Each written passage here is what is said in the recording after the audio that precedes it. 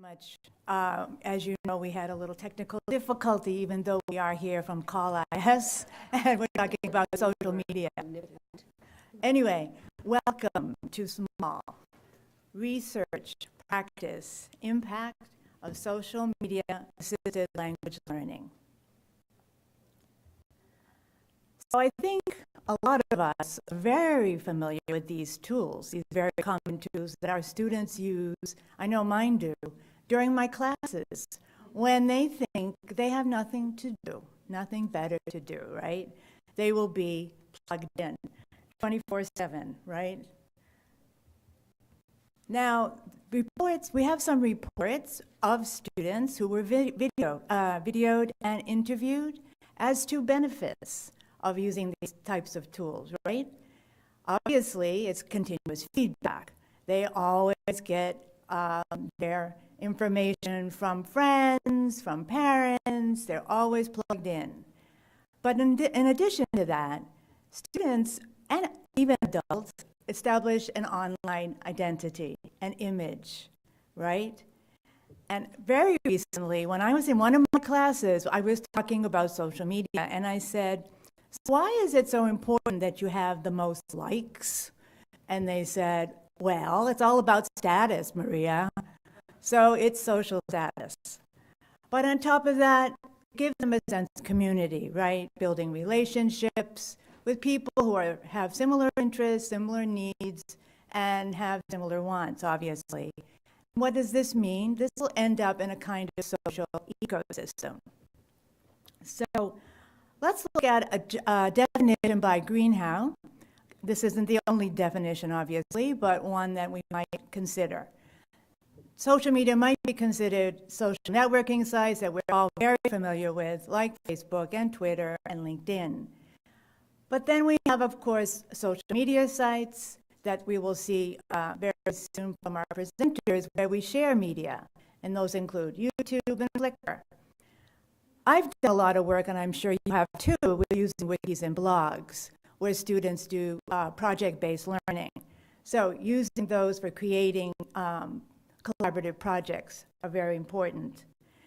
But also for aggregation and republishing through RSS feeds, this can be another function. And finally, remixing of content and republishing tools. So these tools are extremely important, as we all know, and have brought up this new idea, not that new, of collective intelligence, one that promotes collaborative efforts by a team, a group working on a project that could lead to perhaps a better outcome than the work that was started and done by just one individual. So Levy, Kaplan, and Heinlein talk about collective intelligence. But on top of that, there is evidence that shows that learners can also empower their skills, their language skills, by using these types of sites. And maybe some of you have seen that, right, in your students who are really fluent on WhatsApp or Instagram, but maybe not be that productive or maybe a little bit quiet in class, perhaps. So to address these issues today, we're going to start off in the following way. We'll have first our presenter, Sandy Wagner, will talk about SMALL, large impacts on language learning and social engagement.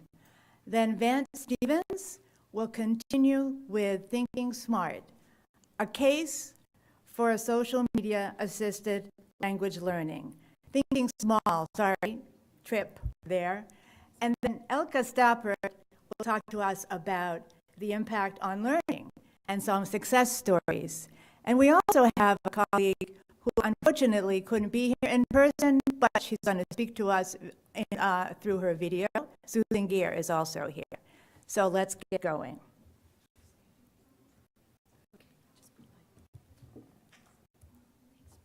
Yep.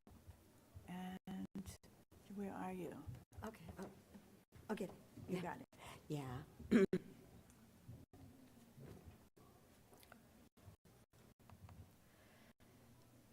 Okay. Hopefully we this is going to go open up. Okay. Okay, so my name is Sandy Wagner, and I'm an associate professor at the Defense Language Center in Monterey, California, which is, and you've seen the title, I'm going to be talking about large impacts on language learning and social engagement. Basically, a review of research and some interpretations of my own. This next slide is just because I am an Army civilian, and this is through the Department of Defense. We train our military linguists, so that just has to go along with it. These are my ideas. They don't belong to the government, so we won't talk politics, I promise. So what I'd like to do is, first of all, I'd like to preface my presentation with a title I should have said, Small Goes Viral. And it came to me the other day, and I'm going to show you a YouTube video. And the YouTube video is what the researchers call an artifact, which is what all social media really is. They're artifacts. And but when you put them all together, Maria has already introduced you to that, they become very powerful learning input tools. And I'm going to show you that because I didn't want to sit here, if I just talk you through a PowerPoint, we're not really experiencing what social media really does for language learners. Or for any kind of language and communication. So I've incorporated into my presentation enhancing the conversations, because I'm going to be talking to you for about 15, 20 minutes, but I can't cover everything that's in the research.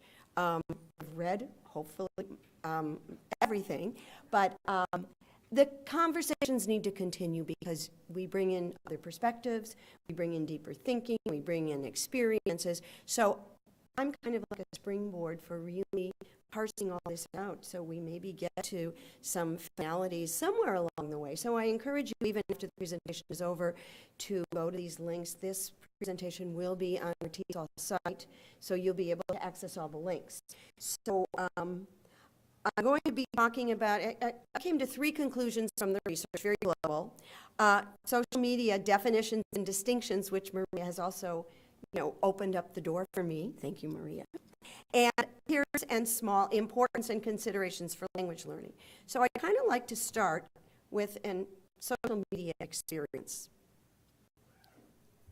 And hopefully we won't have to look at the commercial. I'm going to have to skip it. Well, and this is part of real life for our students, right? Those silly, if we want to use YouTube. Oh, no, it didn't.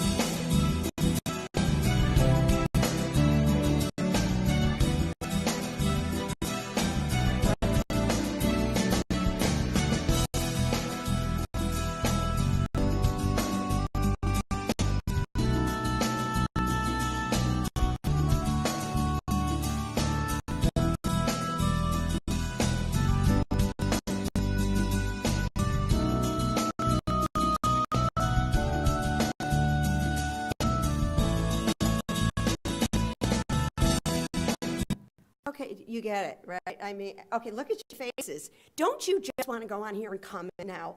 What the heck is going on? And this happened yesterday, and I'm looking, I was on my computer, and it said this story about this woman who left her baby in the terminal in Lumpur? No, in Jeddah, the Jeddah airport. And I'm like, wait a minute, this is so totally what social media is about, because what makes it really, truly social media is this component. Because now people are commenting on it. You can go down, look at those reactions, view the reactions. So if we ask our students now to view the reactions, we don't want them to post. I mean, the first thing that came to my mind was all these things, negative thoughts about this woman at her face. But if now we have an opportunity to actually, through social media, work on some effective ways to be socio-pragmatic. We have ways to actually incorporate this, and we're motivating and engaging them in this story and they're going, oh my God. And for DLI, we teach 23 languages, and all our teachers come from the countries where the language is spoken. So for them, this becomes a very powerful way to express they can do it in Arabic, they can do it in Chinese, they can do it in Persian, Farsi. So it's really powerful. So let's go back now to what the research is telling us. And I did create a Facebook account. And in the interest of time, do you have your cell phones out that you could probably go there? So if you go to Social Media Assisted Language Learning on Facebook, and I'll show you what's there, just to kind of show you some of the things. Why did it do that to me? I was already logged in. But if you go there and post to that poll,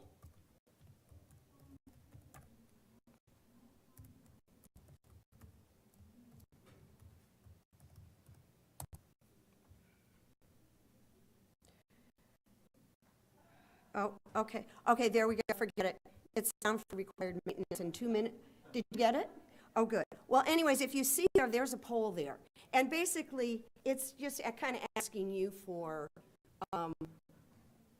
what is your favorite social media resource? If you could answer that. For some reason, I'm not getting on through me, so I don't know why it's doing that, but that's okay. Oh, that's all right. So I'm just going to go on, but you get the idea. You can create a poll there, and basically what I wanted to get at was, first part of research, always very simple. This is very telling. If we know what social media sites our students are using, what they're more comfortable with, now we can step into a familiar learning environment, and that's number one point that comes out of the research. And you can kind of see from the statistics that reciprocity across major social media platforms. LinkedIn is very popular, Facebook, but what I found interesting was that depending upon their age group or their gender or their level of education, there were different preferences, which may not be new information, but again, I'm coming from a research perspective. And here, these are the 3 key points that I'd like to address as I'm talking to you. Social media tools successfully and beneficially support language learning, and support is the key word there. And you'll kind of see as I was going through the research, it's very iterative. So I can talk to you about the benefits, but every time I read about a benefit in every piece of research, almost every, I can't say every, the key was we can't just give our students more enhanced language development if we're not creating meaningful tasks. We go back to that importance of the role of the teacher. So anytime someone says, I'm going to be replaced by technology, I don't know. No, if you don't start incorporating technology, then you may be replaced. And I think that's a key because it's just a reality for our students. And again, it doesn't mean 100%. I'm a very strong proponent of blended learning situations. The second one, again, use of social media should be pedagogically driven. And the third, issues do exist. And again, I'm touching on some of the issues, and you may also have some that may not stand out as much, but they are there. So, first, I'd like to make definitions and distinctions. Now, if you have Mentimeter on your phones, now hopefully this one should work. I pulled it up. If you could either go there and enter the code, and there's just a little kind of fun activity. It's social media in 4 words. So if you could define social media, describe it, or even give me your feelings about it in 4 words, what would they be? And what I'm going to do is I'm going to pull up the results screen so we can all view it.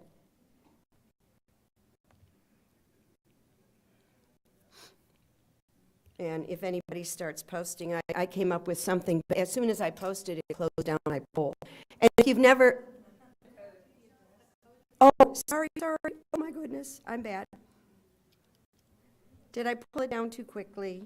Sorry. 576848. 576848. Pardon? Mentimeter.com. If you're going to use the web, you have to go to www.mentimeter.com.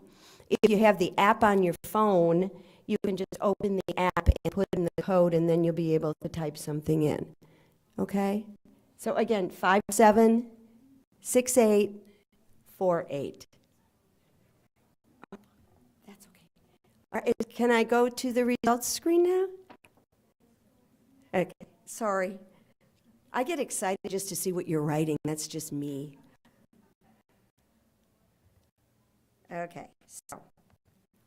Yay! In 4 words, interactive, generational, visual, verbal, motivational, diverse, Web 2.0, interaction, conversation. You cheated. But that's okay.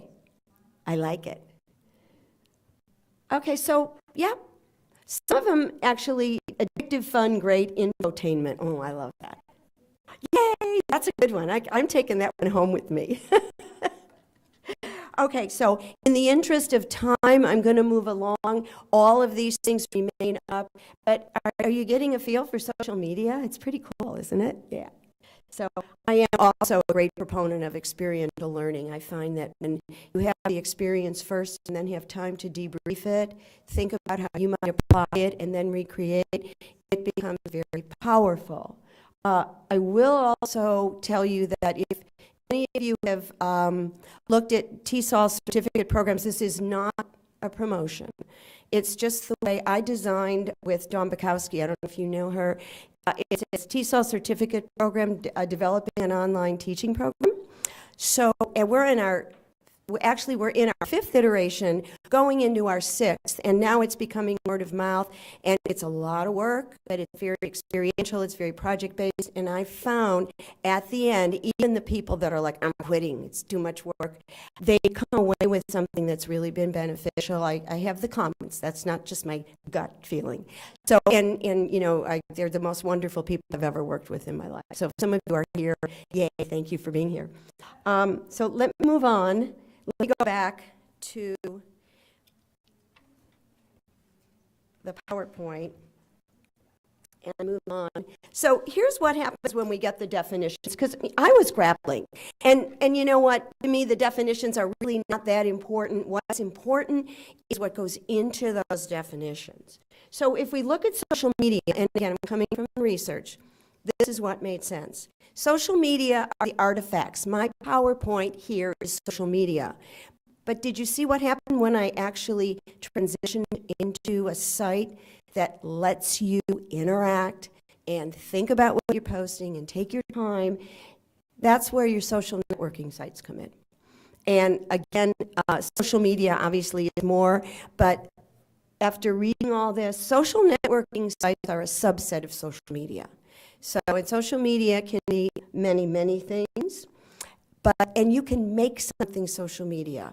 One of the research articles and I have a whole glossary at the end of the PowerPoint, talks about using an LMS as a social media, social networking system, and you can do that. You can turn something very content delivering, like at DLI we use Sakai, and I do not like it. I liked Blackboard better. But teachers were using it just to upload content. It was an access point. So I created an English language enhancement course for our teachers who are all ESL learners. And it became something very social media, because I could put social media there and have interaction and use my forums to actually diagnose their writing, because we need to get them to a higher levels of academic writing in order for them to survive professionally. So here's the way, just another version. So you have social media on one side, and then social networking, which is your platform. And that's, it is not Web 2.0. Web 2.0 enables this to happen. That's basically those distinctions. And when you look in the middle, that's why Facebook, if you look in the research, it was very interesting. Some researchers call it social media, some call it social network site. It can be both. Again, it depends on how you use it. So just some more social media sites. I don't know, can you identify them? Anyone see any that look familiar? Okay, so first one is WhatsApp. Padlet. Have you used Padlet? Padlet is awesome. Oh, yes, I'm sorry, you've used. Yay. Oh. What about the next one? Anybody get that one? LinkedIn. And the one on the bottom to the left? Yeah. Edmodo. Edmodo, I do not like it for an LMS, although people can develop in there. You have to be creative. But for communication and discussion and interaction, it's wonderful.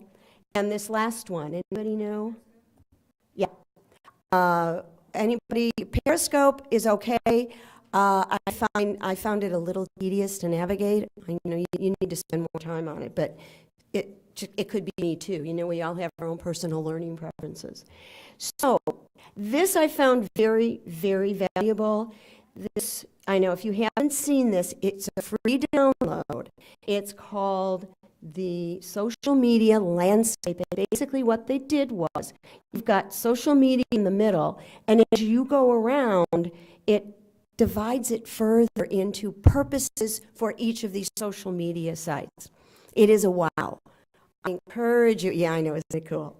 So that's what happens when you start researching it. But it all ties together in that understanding. And I'm going to get into the next part where we talk about pedagogically driven. Big piece in using social media, again, just like any web resource, is how are you using it with your students to meet your objectives? And we'll get into that. But basically the key, you've got listen, engage, co-create, and learn. So that co-creation is a big piece also for social media, because you have your thoughts, somebody else has a new perspective, and what's important is that we're so multicultural in our learning now that those multicultural perspectives become very important when we're being communicative, and we need to know what words we can and can't use. So we want to help our students not offend, which happens online. Oh, my associate dean, he sent me an email today because I worked. I sent him something. He goes, "You're not supposed to be doing anything. We're going to cover for you, so don't let me hear from you." And I'm like, oh my God, but he's not mad at me. He just like, you just do your thing and we'll be fine. So, any questions on that? And if you notice, unbelievable, because I decided that all of this social media is an unbelievable resource that we can harness for our students. Okay, so importance and considerations for language learning. This is just one of the quotes, and you can see I have a Padlet there. And whenever you see extend the conversation, it means that I've created something. Let me show you. I have some more ideas. I thought, well, if we're talking about social media, maybe I could use it to actually deliver what I want to say and then leave it open for you to contribute. So let me go there, and hopefully it opened before, but you never know with technology. Okay. Come on, Padlet.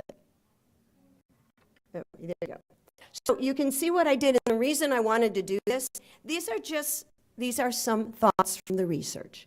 So if you look at the first one, topic for knowledge building, I have a prompt there, and the reason I have a prompt there is so I can incorporate pedagogy. I'm giving you purpose for now looking at those. Benefits for language learning, and then you're able to put in images, and those are your social media artifacts. So I've got that there. Theoretical considerations, and some of you already posted before when I did the Mentimeter, we talked about collaboration. You had too many words there for me. My brain isn't remembering right now. But you've got the principles, and I'm going to get into the theoretical approaches because they're very important too. And then the pedagogy first approach. So there's my ideas. That's a video on social media to learn languages that you might want to view. And then you can click on there and actually comment. If you're worried about PII, which is personally identifiable information, I'm logged in, but you don't have to log in. And then everything becomes anonymous, which for me is very important. I can't have any our students all come out of basic training in their military, so they cannot be identified anywhere, but they need to learn their languages. So That's why Padlet is so good. You don't have to identify anything. You can just post it anonymously, get a conversation going. Okay, so let me go back. And here's the theoretical approaches. These were the 4 that were, there are other approaches. I did not, the psycholinguistic approach, I mean, some of them you're familiar with. But connectivism is they call it the theory for the digital age. And even then, now there's an argument of whether or not it's a learning theory or Vance, I have to go, he wrote an incredible article that enlightened me even more. Thank you very much. And technological really isn't a theory, but I'll tell you why it's important. Social learning theories, that probably is what comes to everybody's mind, because you have that social, informal nature of learning, only we have the power with how we design our tests to make it more formal learning. And ecological. Ecological came, it was Leo Van Leer, who was at the Monterey Institute, who passed away a few years ago. Brilliant man. A lot of our teachers actually have gotten their advanced degrees there, and he and Kathy Bailey, who's here, there, people you may have heard of. So, connectivism, these are just some high points of connectivism, and it explains how the internet technologies have created new opportunities for people to learn and share.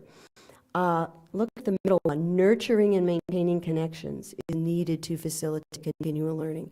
I don't know if you've ever taught an online course, as soon as someone gets flamed, gets offended, oh my God, they're quitting. I'm not coming back. And if they come back, you're not getting that deeper level of learning. So just some, just to kind of give you the overview. And then these are just some examples of how connectivism works. Open education resources, you're connecting. This was a discussion forum from my course, and I actually had people collaborate in groups that created on discussion forums. And then I created separate discussion forums. So they first had to collaborate. They had to go through their forming, storming, norming, come up with one post that everybody then responded to. And it is all related to, I can't read, to the effectiveness of call.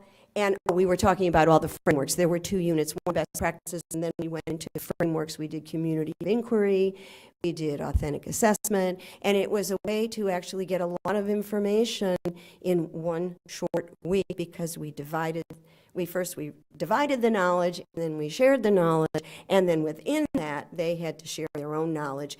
And look at all the language and the critical thinking and the negotiation of meaning and the negotiation of relationships. How do you nicely say to someone, you're wrong. That's just terrible. And I'm trying not to use bad words. I'm being really nice today. Okay, so social learning theories, pretty self-explanatory. If you're comfortable, you're going to come back. And I have to tell you that I saw some amazing relationships formed totally asynchronously, where people would say, oh, how do you do that online? Well, yeah, you could do it. It takes time. It's work. But it's kind of fun work. You have your socio-cultural approaches. A lot of the research talks about the social networking systems, not as much as social media, and they are very powerful. And these are some of the things that came out. They provide the environment for socio-cultural language exchange. The third, technological, this is where curation comes in handy, and it's also part of the course. In course 2, which is going on now, we have everybody in groups create a PB work site, and you can see there's one up there. And the value of it is only as good as the depth of the posting. So some of the sites you'll see, we go through each of the language skills because we're promoting all that. And it is in preparation for developing their LMS. So, we really do in-depth. And they are required to share these resources, but not only the resources, but tell us, why did you post that? What was good about it? What might be a drawback? Is it, you've got learning curve, you've got sustainability, you have a lot of things that I actually created a rubric with all of these points so they were able to better evaluate it, and the rubrics become important. And we created personal learning networks through that. And also, the good thing is that when you're using wikis, your social media, because on PB Works is one of the sites where you can post comments. So you can peer review, and the facilitator can go in and go, great job. You're feeling a little down. Listen, you guys, there's not a whole lot here. What's going on? Can I help you? All in writing. They don't need me to be there. They go on at 3 in the morning. That's fine. So you have that. That's what we mean by technological. And then the other approach, ecological, explains how the internet technologies have created new opportunities for people to learn and share information. So think of it as an ecology of communication, social interactions, development of, you could move from the academic to just, socio-pragmatic skills, things like that. Okay, more beneficial support. This was an experiment I did, kind of silly. I took 3 research articles and I put them into Tuxedo, and I thought, let me see what happens. Well, there are similarities. Some of them are many, but you can see communication, interaction. So that was just my little research project, and it on a base level, you can see what's coming out of the research. And we'll tell you, a lot of the research is still inconclusive. They're all still researching, and we haven't even scratched the surface because we still don't know how deeply it does affect, learning gains at certain levels. I mean, there's a litany of things, but we do know that it certainly has a lot of benefits for us. And what I thought I would do is, for this part, if you look at Facebook, it's really not, Facebook, is doing it, but what is there inherent in Facebook? And that's what's important. So you can customize your header, which means you can contextualize your topic. I always find that that's a big help. And that's really simple. Develop socio-pragmatic competence. How are you going to communicate with people? What's going to be acceptable for an American? Can I be more formal, or can I be less formal? Can I use vulgarities? You've got levels. There's common words now that aren't even vulgar anymore, but you still need to know. I mean, we actually, for all our languages, we need to teach our students vulgarities, words that convey sexual innuendo. I mean, we don't want them to offend, so they need to know. Language skills development, really big important thing. Writing at a base level, but your students can create a video and post it up on YouTube. It goes on there. They can record. Collaborative learning, authentic language in education settings. And then I looked at Google Classroom. Same thing. It's just to kind of highlight for you, not all features exist in all social media programs, sites, meaningful discussions. These are just some of the things that really do promote. This is from one of the wiki sites that was developed. You can kind of see how that's the technological part of it. And a really big piece in even getting your students in that. I mean, that's one of the issues. If students don't know how to use the technology, not only that, they don't know how to use it to learn a language. And that's where I think the disconnect comes. Mark Prensky has been criticized because digital native doesn't mean that you really are proficient in technology use beyond texting, tweeting, something like that. So a lot of times it takes the instructor to do, you can get creative too on familiarization with the resources you're using and kind of bring in some language learning at the same time. So that's the wiki side. And then this is, again, that's that conversation from the online course. Co-construction of knowledge, collaborative, learner-centered. I just left them alone. I got a couple of the groups are like, how could you do this to us? We're working. I go, well, just try it. And they really, what we got, some of the richest, most informed postings that I have ever read. And these people are just amazing. Meet criteria of the community of inquiry model. If you're not familiar with that, it talks about the development of social presence, cognitive presence, and teacher presence, which again is something, if you're using an LMS for online course design, it's very important, and we do have the tools to establish that. So even when you're not there, they feel it. and you can do it. I've gotten that feedback too. You're always there watching over me. Don't you ever sleep? I go, yeah, I just posted an announcement. You know, pictures. Unfortunately, they have to see all my Monterey pictures hiking because I love it, but that's okay. And then the use of social media should be pedagogically driven. Again, I've touched on this. And these are just some quotes from the research. And this is what I wanted to get at. When you're talking about being a teacher, if you're familiar with the TPAC model, it's been around for a long time. If you're not familiar with it, but as teachers, we need pedagogical knowledge, content knowledge, technological knowledge, sociocultural knowledge. We just need it all. And, again, and then you have the, oh my goodness, I'm going to just see. Well, Bloom's digital technology, and you can kind of see, and backward course design, meet your learning objectives. I am really a fan of backward course design. And the experiential learning model, that's by the Kolbs. It's really powerful. I designed a lot of our teacher training workshops at DLI, and they all start with experiential model, and all of a sudden the teachers are going, well, do you think my students could do this? And go, uh-huh. So, yeah, you want to take that into consideration, because when you're using these social media sites, you really need to have a purpose and objectives. This is just to kind of show you applying where you have some of the more familiar sites. So you've got tweeting there. Oh, calculating, and look what's up on top. Isn't that cool? Blogging. Open-ended. Okay, issues. This is where I'm starting the conversation, because there are many more. Technology for technology's sake. Okay, if you want, you can have informal. There's a place for informal where students just, hey, let's just go on Facebook, let me be informal. But if you really want to hone in on some language learning, you want to have a purpose. And just, offer an assortment of tech tools. Provide the opportunity to reflect and do independent work. Pedagogy itself, rather than the technological medium, should empower the language learning activities. Lack of socio-pragmatic competency, harness the potential of the SNSs.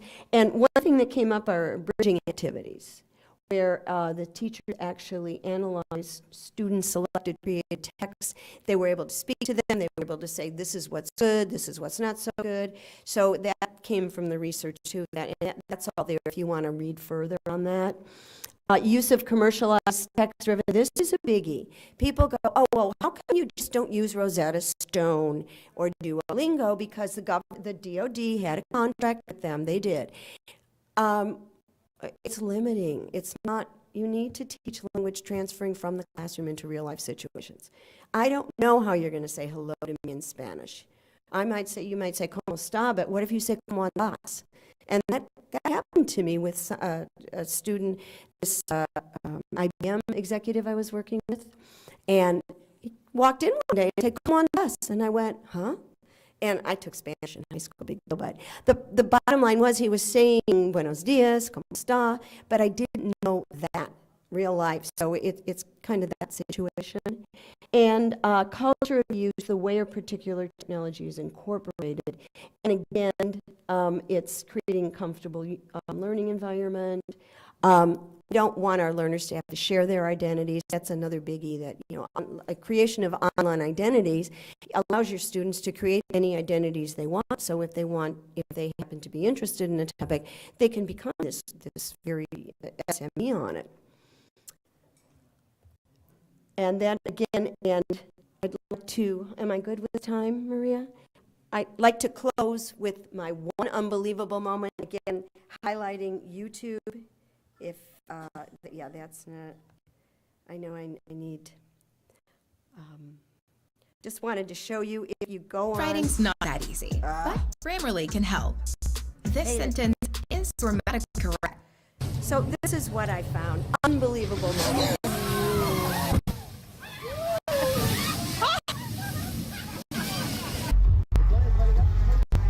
And it goes on, but I do invite you to make your own unbelievable moments with your students using social media. Thank you very much. There we go. All of our presentations are in Google Docs these days, and at the end of this slideshow, this is my slideshow, at the very end, right here, there's a link back to Sandy's slideshow. So I'd like to go back there. These QR codes are important. I see some people shooting them now. That's very good. This is the QR code for my presentation, QR code for my presentation. You can have the QR codes where you can have it for all the presentations. It's kind of good to pause in these places. This is the last slide in my presentation. I also make tiny URLs for my presentations. This tiny URL is small 2019 Vance. That's tinyurl.com/small 2019 Vance. So if you don't have a QR code reader and you can remember that small 2019 Vance long enough to get it into a browser, then you can have this slide in this presentation too. So we'll come back to that. I'm going to pop over to Sandy's not Sandy's, to Maria's presentation, because there's a QR code here as well. And let me see, maybe I'll try to present this. Okay, so there's a QR code. So that is to all the slides that link to all the other slides. So that's the one that Maria showed you this morning. So in case we're missing one, there's a link in there for Elke's, I think. And there's also a link to Susan's video, which we'll show you there in a minute. Okay.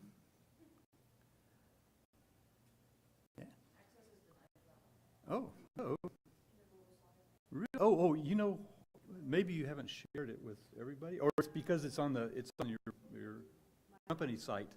Okay. Yeah. Well. Okay. Anyway, there's also this hashtag small TESOL. So you're welcome to be tagging it. I've got it here on my cell phone.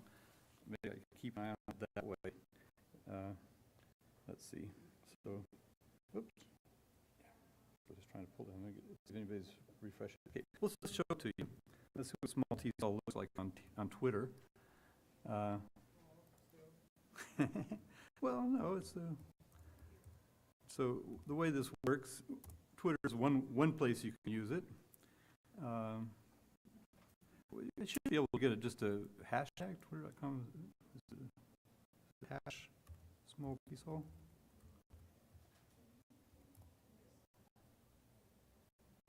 Does that do anything?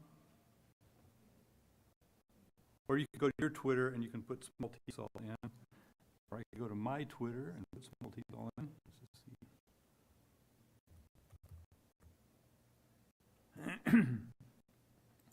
I remember my password.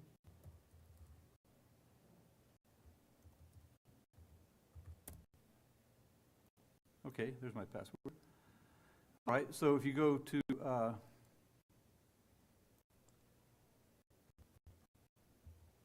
okay, so it remembers all my hashtags. So there's small TESOL. So let's see, you put all the, not just the top ones, but the latest one. So Jane over here has been tweeting on small TESOL, and Maria's tweeting, and Jane's been tweeting a lot. Susan was tweeting. Someone else is tweeting, video PLN TESOL, that's probably Elke. And here we are putting all this together earlier. So this is really nice. At conferences in particular, there's a TESOL 2019 hashtag. At some conferences, smaller ones anyway, you can sort of tweet and you can then find the other tweeters in the room and kind of puts together your own PLN. So let's see if we get back to this is back to Maria's presentation. So this links to my presentation. So even though you couldn't get the QR code to her presentation, there is a link at the end of mine that goes to her. So basically, oops, what am I doing here? I meant to hit the present. Okay, so I'm talking about thinking small, okay, for social media assisted language learning, and here's the QR code. So if you want these slides, I really recommend that you do that. I recommend that you have a look at the slides while we're going, because I might get short of time. I might go quickly through the slides, so at least you would have some recourse to go back to. Okay, and as I said, there's a tiny URL, small 2019 Vance. I like tiny URLs because they're mnemonic. So they work in the brain, not just in your browser. Okay. Got it? Okay, so basically what I'm going to talk about three things. I'm going to talk a little bit about what I've been doing in social media all of the century, but not hopefully a tedious, longsome sort of thing. And then also I started mentioning small in some of my talks in 2009, that's 10 years ago, and it never did get traction really until maybe now, or maybe I noticed that Sandy mentioned Kimanchua. Did you get that from me, or did you come on him independently? Uh-huh. Yeah, okay. So anyway, he's the first person that I found using that. And then I also did a little research, a little poll, and I've got 60 respondents, and I've got some things to show from that poll. So I'll try to go through the first part. So basically, last century, about 1998, our first recorded interaction, I started something called Webheads in Action. The first Webheads was a student group, and it morphed into a professional group of peers through Electronic Village Online. I don't really need to tell you about it, because you can just look in the encyclopedia. There's an encyclopedia article. It's not something that they prevent me from distributing on my own personal website, so there's a link to it there. All the links work, so if you go to my slide presentation, you can read about Webheads, and that's the only time I've ever literally laid my hand on that article, was last year in Chicago. So anyway, Webheads in Action was, sorry, the student group, as I said, started last century. There's a timeline on the left-hand side, a timeline on the right. So in 2002, Moodle was invented. Now Moodle, Mark Duguay-Mas was one of his innovations was to put pictures on posts. So when anybody writes to Moodle, some interaction in our group got me thinking. How we think about what's going on in the world of small kind of depends on which part of the elephant you're standing next to.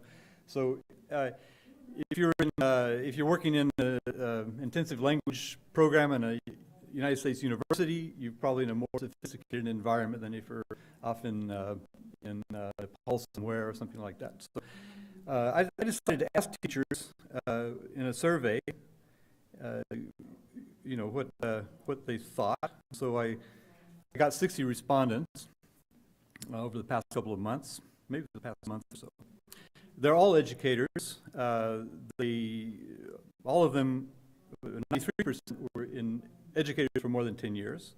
85% primarily identified themselves as teachers, and they tended to be only 4% were in their 20s, and the majority of them were 50 or older, 50s and 60s. And what have I got over here? This is how they. They said they were teachers, but those are the other ones. The other ones were administrators, IT specialists, etc. They came from 31 countries, so I guess I did get a good view of the elephant anyway. I got some compilation there. So we don't have to read that. Is your country here? Good, okay. So Jane answered the survey, yeah. If your country is missing, no, you've been bad, okay. I should have put the link to the survey in here. I forgot to do that. I asked them, how did they learn about social media? I had preconceived notions going into this. I thought that people would say that they learned from each other. Some said they read up on the subject. They could answer more than one on this, so the percentages of respondents. Their peers, that was high. Let's see, I guess the second high is trial and error, or even that's the highest, trial and error. Learning from websites, that surprised me. I just kind of like, do you Google for how to use social? Well, in a way, maybe. YouTube is big. And I guess the other ones got one each. Oh, this was one where they could put in, I think I had some choices, and all of my responses let people write in others. The others turned out to be kind of interesting, because even though they didn't really go into the total of the things I had put as the distractors, I got more information that way.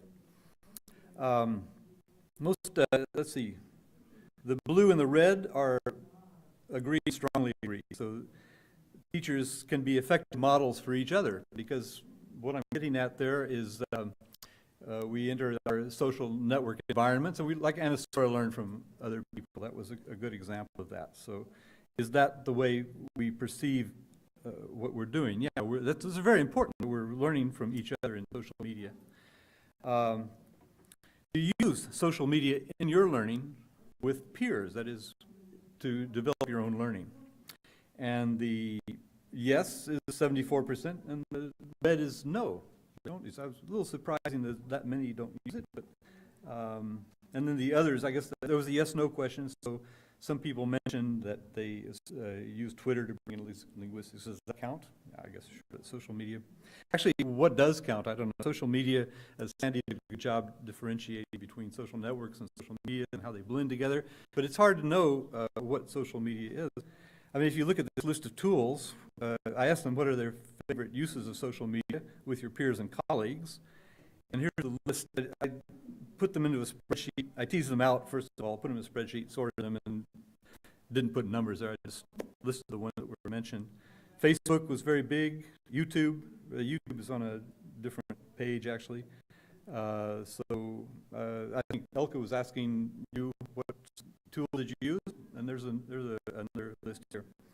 So you can, if you want to look at that in greater depth, you can go to get the slides yourself down and have a look. Oh, I like the last one. Any questions or comments? Did I hear a Okay. That one at the bottom there, tagged, categorized, annotated resource sharing. I like that, yeah. Okay, tagging is very, very important in social networking.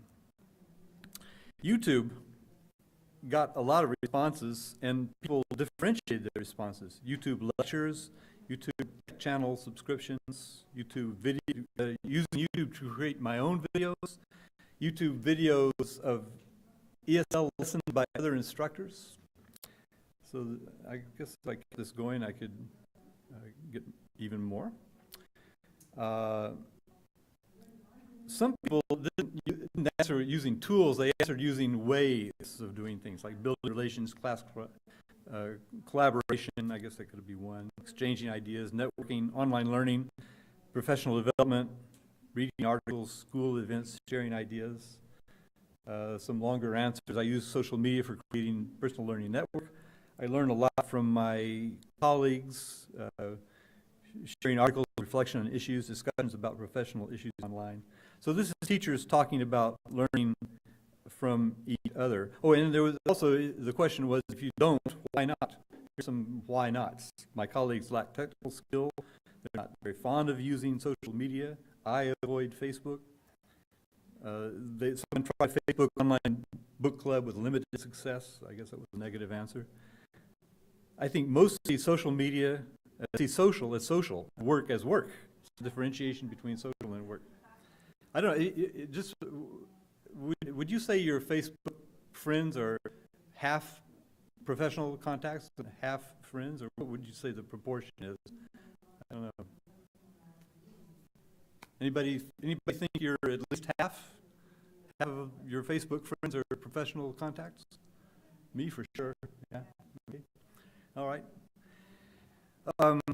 Let's see. And someone else said they use email with peers and said they didn't use other social means of contacting. What about this one?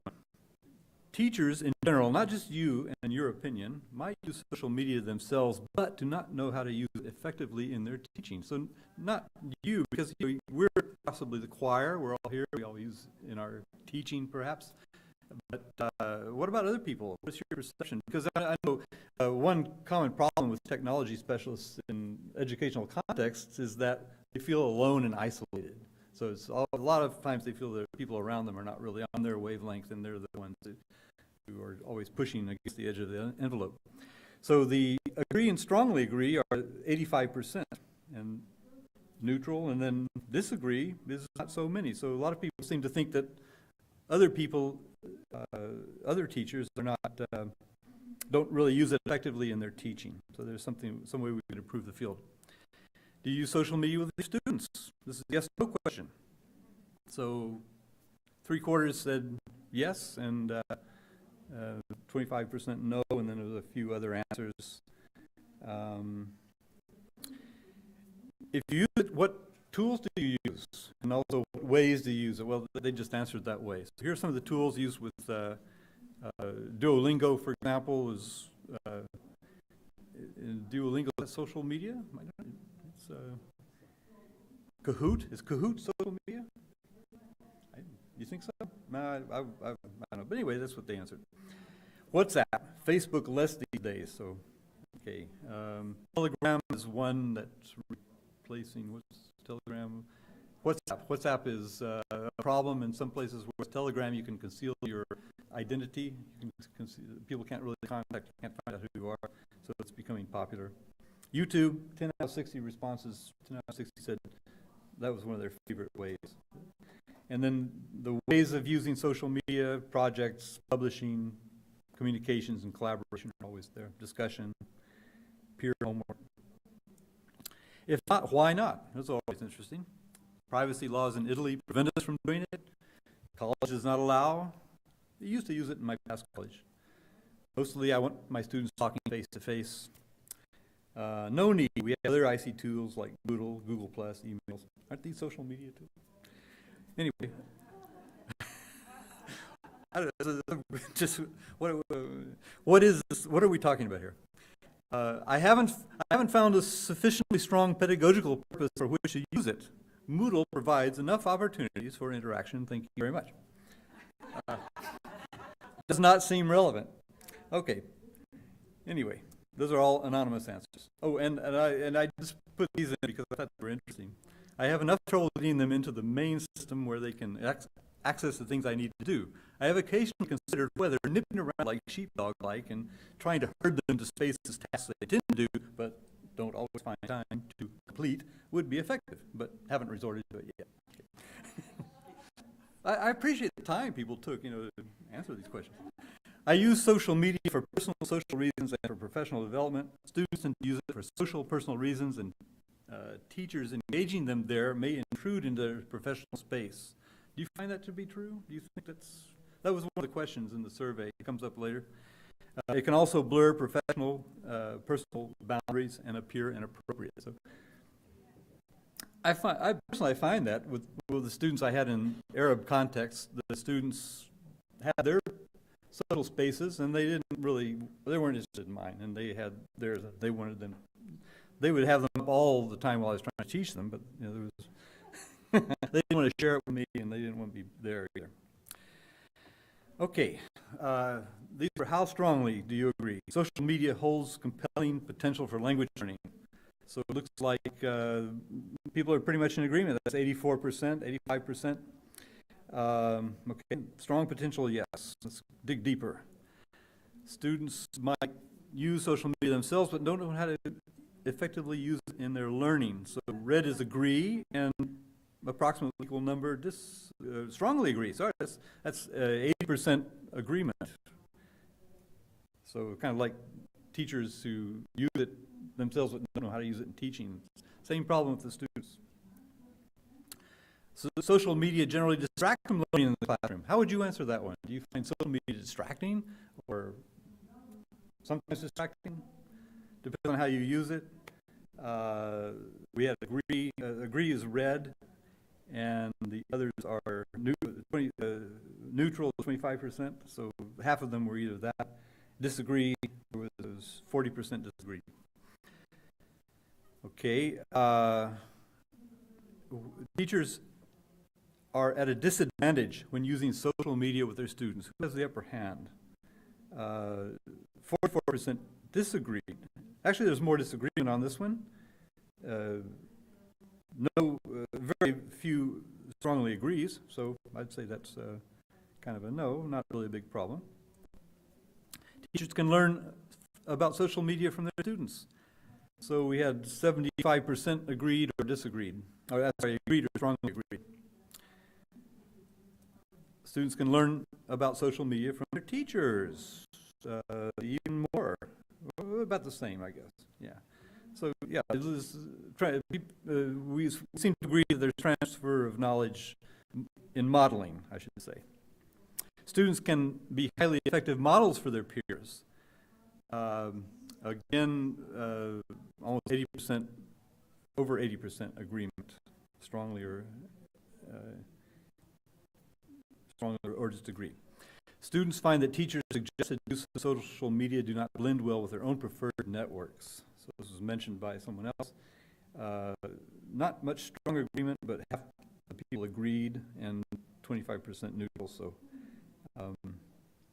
again, I guess that's a question that seems to, it's worth looking at, considering the answers. The last few questions are about experiences. I had strong experiences using social media with students in my teaching, and 59% said yes. 20% said they'd never use social media in their teaching. Only 10% said, or fewer percent said no. Okay, and there were so many varieties of other here. There were two parts. This is part one, and part two, some of the other answers people gave to qualify that, which I found very interesting. So the colors belong to agree, etc. So if you want more information about that, you can go look at the slide. I've had mostly positive experiences using social media in my own personal learning. 81% yes. A small percentage, I've never used social media in my personal learning. That's the yellow, the orange one. Okay, so basically, I'm building up to producing a paper for a Cal Research Conference in Hong Kong in July. And so if you want to hang on to that slide, Joe, I'll try to put a link there to that paper. So then I'll try to get some more data in the meantime.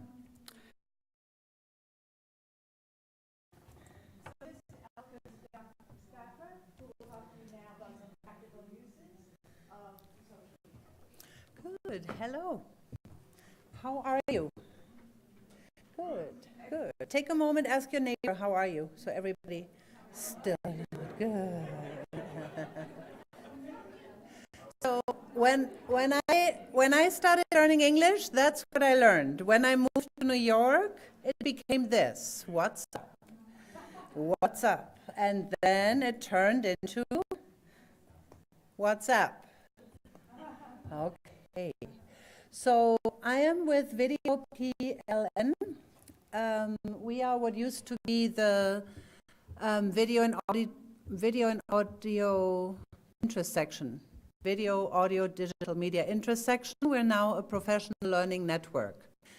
So Video PLN, we are making videos for the TESOL channel. We want to help teachers make their own videos. If you have any questions about that, if you're interested in making your own videos, my email is on the handout, so just email me.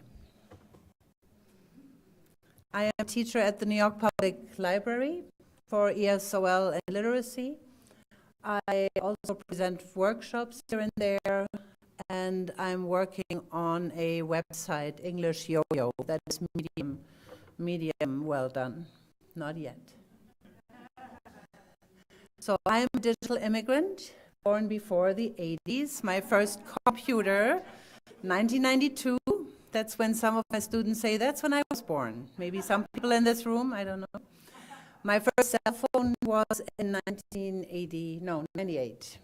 Motorola Razr, Snap. It was so nice. And WhatsApp I started in 2013, and I started using it in class 2 years ago, 1.5 years ago.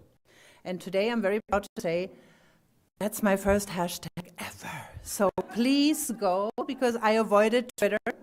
I'm a Facebook girl, but in these times with Facebook, I'm now migrating, I think. So please do your thing, you know more than I do. So I'm going to be talking about WhatsApp. Who here uses WhatsApp privately or knows what WhatsApp is? Good. Who uses it in class? Okay, 1, 2, yes. So this part of the presentation is very hands-on. It's just some examples how I used it with my students to see how we can actually use it. So WhatsApp was founded in 2009, bought by Facebook. I did not know that. And text messages, voice calls, video calls, images, other media. So in WhatsApp, you can set up groups. How to set up a group, it's on the handout. Follow the green arrow, new group. And I usually have the contacts in my contact list, and then I import them. You can also send a link to your students. Now, I am the administrator of my WhatsApp groups with my classes. It's a lot. Some teachers may not want that. I heard that teachers give that to a student. The student sets up the group, but my students are not ready yet. So for now, I'm a control freak. I keep it. In the future, it's less work for the teacher, more independence for the learners to do that. It depends on your students if you think they can handle that. These are some other WhatsApp features. You can add media, star messages, chat, have a custom tone. I turned off the notification, which is a good thing if you're working with 100 students who are all happily WhatsApping. So I would say turn it off.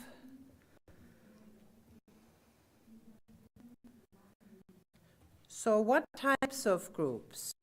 That's actually supposed to come last. Ignore. So I have groups per class. I have one English class, we do a WhatsApp group. So the students know each other. And that's how they like it usually. They don't want to mingle. They're still a little bit scared of social media. Then I teach 2 classes in different places. So I connected one intermediate group. So they meet other people, but it's still safe. They enjoyed that. That worked out well. It could also be by topic. If I'll get to that later under challenges. Yeah, I'll get to that later by topic. I have an elective class where it's a digital storytelling class. And that started out more as a writing project. And we worked a lot in WhatsApp, only with students in that class, and they kept posting for months after. I'm going to show you a few examples of that. I give them names that have to do with the class times usually. So WH is Washington Heights, 10 o'clock class, very easy for me. Harlem, 12 o'clock, Harlem, 6 o'clock. And the other one is English Yo-Yo Medium for intermediate speakers. So give them a name that's easy to remember.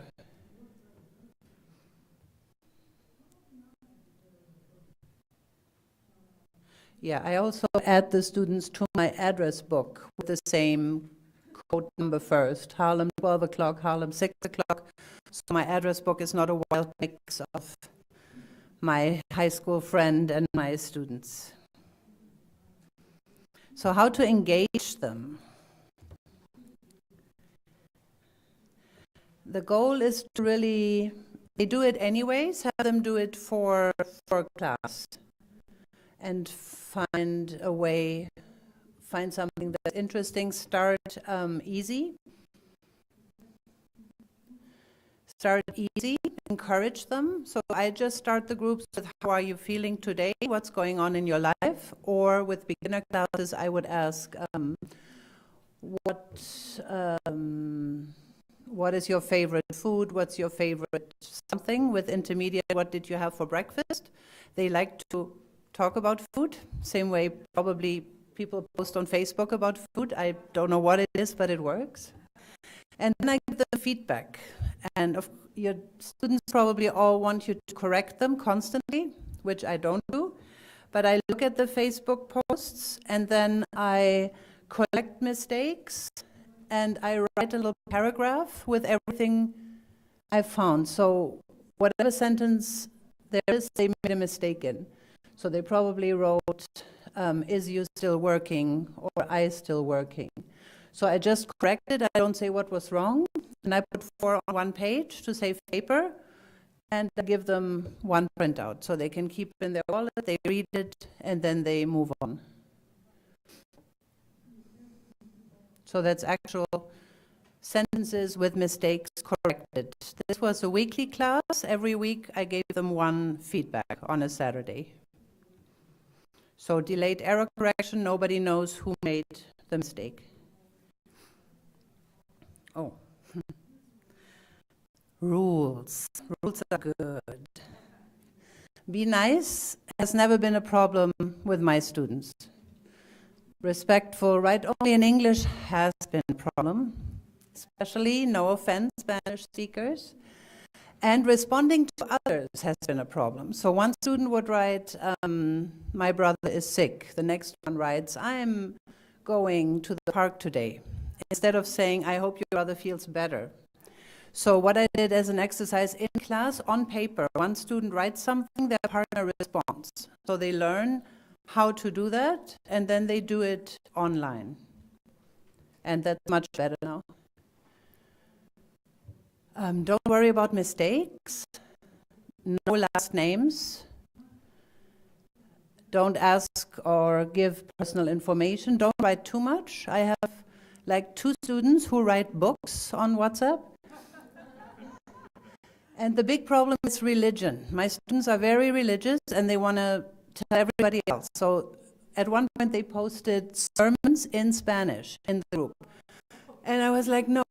So we had to really establish religion is good, but bless you is okay, but everything else, we keep it outside.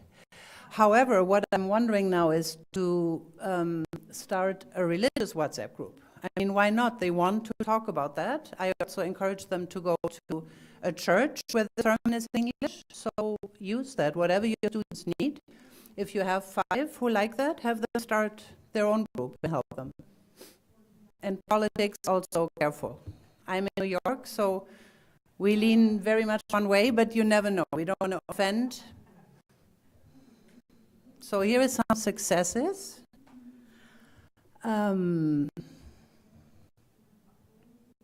Yeah, so current topics are good. Women's Day.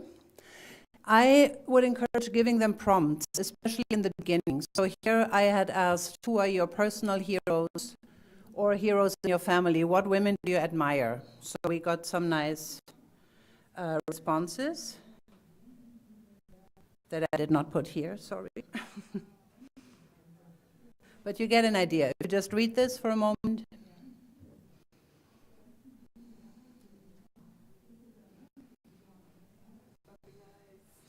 Yes. So that will be on the feedback for sure, the eyes. Yes, my students are all adults, 16 and up. My oldest is 86. And actually, this is all ESL students, but I also teach 2 literary classes, and these are beginners who are learning, some are learning letters, some are learning words. A lot of you have academic backgrounds, but I have real beginners, and these are real beginners' work, and that they can do that. They have their phones, so for them to write, good afternoon, everyone, work to Katrina, is, I'm so proud of them. They use autocorrect, that's absolutely fine. And this is really, and they post so much, it's really good. Here they posted a picture of their homework.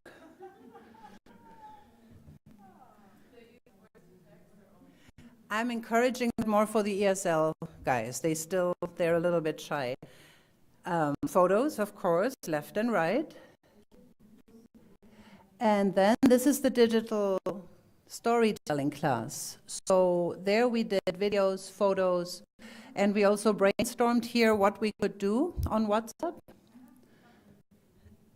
And as a warm-up, it was make a video about your favorite. So my video, of course, was about my favorite sound, watching my cats eat. I usually sneak a cat into every presentation I give. But we're not watching my cat eat now, we're watching this video that a student did. So that was just a practice. Make a video about your favorite something because it made them less afraid of video. Hello, I'm Joanne. I want to talk about my favorite fruit. My favorite fruit is orange because it's delicious, healthy, and it has vitamin C. I drink it in juice, and I like to eat fruit. Thank you for watching the video. Don't forget to like the video. So, and I try to get more of that video, but some of them are afraid of video, but they're getting there. So here we had one audio file, but I forgot to put the link. So this is more, I also put links, suggestions, what they can read. Humans of New York, are you familiar with that? It's a really nice website with pictures and stories. So I share that this is a grammar video about past tense pronunciation.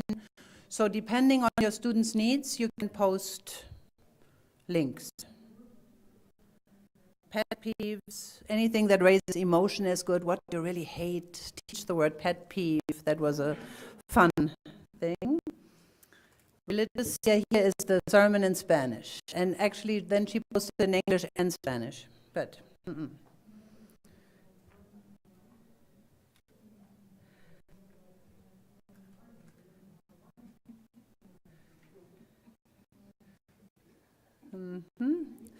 Yes, so here is an example how the teacher prompt does not work.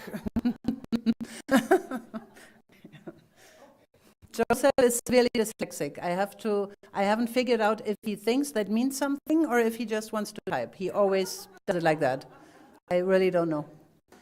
So he's native. He is just very dyslexic.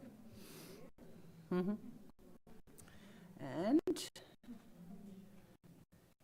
yeah, sometimes beginners will do this. Write something in English. Photo, smiley, emoji. So you gotta encourage them to not be afraid. But I'm still learning. So to sum up, find the format that's best for your students. Start with teacher-led, give them a lot of help, take them by the hand, and then let them go slowly. And hopefully the teacher doesn't have to be involved that much anymore. And clear prompts. I had to learn that. If you're in a place where you have Wi-Fi, make sure your students know how to connect to Wi-Fi. Turn off that bell and enjoy. 1 minute Twitter. On Twitter, you could do things like have students do research and bring one interesting Twitter account to class, and then just exchange in pair work. What did you find? And that way they find more to follow.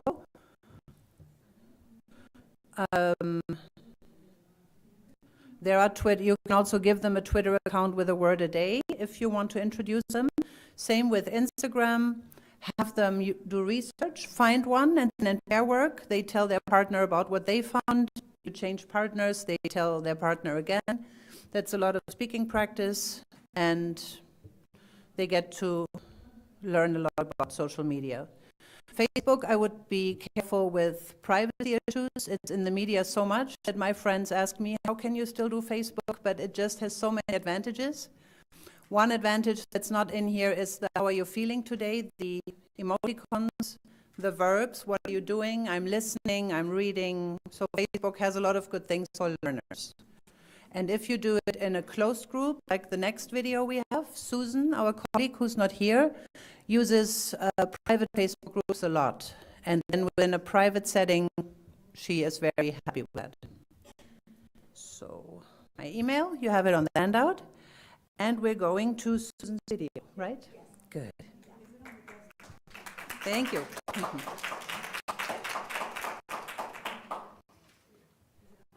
Desktop? Yeah, it's 2:30, but we still have room for a little bit, and Susan is going to show you how she's using. It's a 6-minute video, and it's good to see. I cannot find it. Can you? On the desktop? Not this. No, it's not. It was on, if you open, if you go to the internet. I think this is it. Yep, this should be it. Oh, good. And then switch. Hi, my name is Susan Gare, and I'm coming to you through video today because I'm also president-elect of TESOL. Unfortunately, the affiliate communication workshop is at the same time as this workshop. And I can't be in two places at once. Yes, you are. Or can I? Today, I want to share with you how I use Facebook groups with my students. I'll share some tips and tricks that I've used to setting up the groups, and I'll also share some cautionary and positive experiences that I had. I want to start with that I have 2 Facebook accounts. One is for my personal life, and the other one is for my students. I know with Facebook groups, you don't have to befriend your students, but my students always wanted to be my friend, and I didn't want to ignore that or deny them. So getting 2 accounts worked best for me. I've been a community college instructor for over 30 years. I've taught and used Facebook groups with all levels of ESL from beginning to advanced. Since my most recent class was a pre-level, that is a before beginning, low beginning class, I created this Facebook account February 22nd, 2017. Students started posting their own photos and comments on March 9th. On that day, my first cautionary tale happened. Once students started to feel comfortable posting, one male student started taking pictures of other students and posting them. Once I realized this, I used it as an example of how to be appropriate on Facebook. We talked about asking for permission before posting. The student, Jerry Hernandez, then asked the students if his pictures were okay. They said no, and he promptly removed the post. This was a great digital literacy lesson for my students, and believe me, they never did that kind of posting again. On March 14th, I introduced my students to the poll feature on Facebook groups. This feature is only available on groups. 16 people saw it and 11 responded to the poll. I think this was quite good. Although I would have loved all 57 to use the group, the 16 who did got a lot of value out of it. I do want to say that as the semester went on, more and more students responded to my polls, of which there were many. I used quizzes to pre-assess students before class, to practice for the unit test, and to compete against each other. Around the end of March, my average number of students accessing the Facebook group increased to 19. I posted regularly with polls, quizzes, games, other games like Kahoot, online dictation, spelling with Quizlets, and Spelling City. By April, I had an average of 21 students using the group. So although students were at first very reluctant to share on the group, as the activities increased and their lurking increased, they became more adept at sharing. By the end of the semester in June, I was hardly posting at all. The students had taken over the Facebook group. Using Facebook groups helped me to learn about my students. I learned about their lifestyles. I learned what was going on in their life. I continued using the Facebook groups the following semester, and the 2 semesters worth of students started interacting with each other. Even after class was over, students posted in the group. This week, I started a new post. I asked the group, what they were up to and that I missed them, and now they're responding. Groups are safe and help develop community outside the classroom. In addition, using Facebook groups meets all 6 of the TESOL principles. In conclusion, I started out by posting regularly. Once students were in the group, I started interacting with them via polls, games, and activities. As the semester progressed, students posted more and more until they were finally in charge of the group itself. As concerns became apparent, I handled it in a real-life scenario, making an impact on the class. Although I am in another workshop, feel free to tweet me any questions you have. My Twitter account is @SGAER, @SGARE. I am ready to take your questions now. Thanks, and I hope you have a great conference. Bye now. If you have any questions, If you have any questions for Sandy, Vance, Elka, we're very happy to take them now in these few minutes.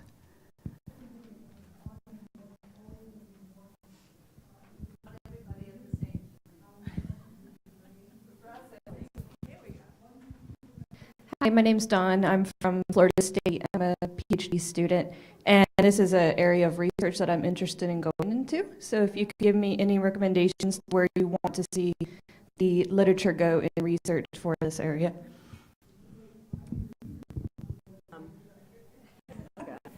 There's a lot of directions. I think when the research, it's still inconclusive. And, you know, we do have positive benefits and we're all working on it. And, you know, you've got a lot of anecdotal information, but, you know, without knowing if you really decided on your, you know, thesis statement. Okay, so I guess for me, it would be what learning games do we find from the use of social media? You know, how can you actually generate some data there so that we have, that's been a problem. I know at DLI we develop a lot of our own tech programs, and we have a pronunciation program, for example. We still cannot pinpoint through data that has an impact on when our students take they have listening, speaking, and reading tests at the end. So I think that would be very beneficial and really provide us with more ammunition. Okay. Well, I guess if you went from my slides, it would be interesting. I mean, you know, the poll I did was kind of a way of sort of finding out what information was lacking. So that might be a good way to start, is to make a poll. And I posted it on the TESOL lists. And another person suggested to me also that I put my poll on Twitter in a certain way, which is my next step. Anyways, but you can connect with Twitter groups and get more, especially educator groups. Maybe EFL chat, for example, would be one. EFL chat hashtag. So you start asking or make a survey and you know, asking questions. One thing I'm thinking to do, I've been busy with TESOL, but another thing I was thinking to do is use the Google Plus groups that are dying right now, or about to die, and just post in the groups and ask, what are you going to miss when you're losing this group, and see what people say. So, you know, you have some people might respond to something like that. You might get 100 replies, depending on how many groups you have. Mm-hmm. Yes. Oh, I do have one more, and again, this came from all this reading I've been doing. What happened was they found there was attrition in usage of a lot of these products. So what is it that is, how do we promote learner persistence in incorporating online tools, you know, specifically social media, so that they can realize those benefits? Okay. Anyone else?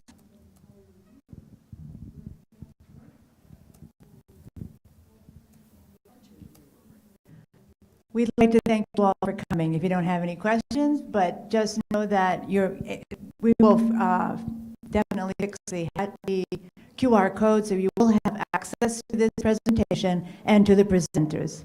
Thank you very much. Hey, and sorry, if you go to our wiki, you can find a link to the webcast. So if you want to go back and watch it again, everything has been webcast today on our YouTube channels, and also all the other sessions in the tech showcase are also being webcast. So if you go to this wiki, there's all of the things being webcast you can click on to see I'll pull the wiki on up the here. paper, the old-fashioned paper. It's Cal IS 2019 .pbworks.com will do it. So it's actually just the first part of that, Cal IS 2019. It shows you what is being streamed, and this is the streaming schedule. And was there? And what's YouTube channel? What channel is it? Let's see if we go to. There are two different channels. The one is here on the screen. Here it is. I got it. Okay. Yes, there it is right there. Oh, it's a tiny URL. Okay, so tinyurl.com/Cal is YouTube with dashes in between. I think she's put the.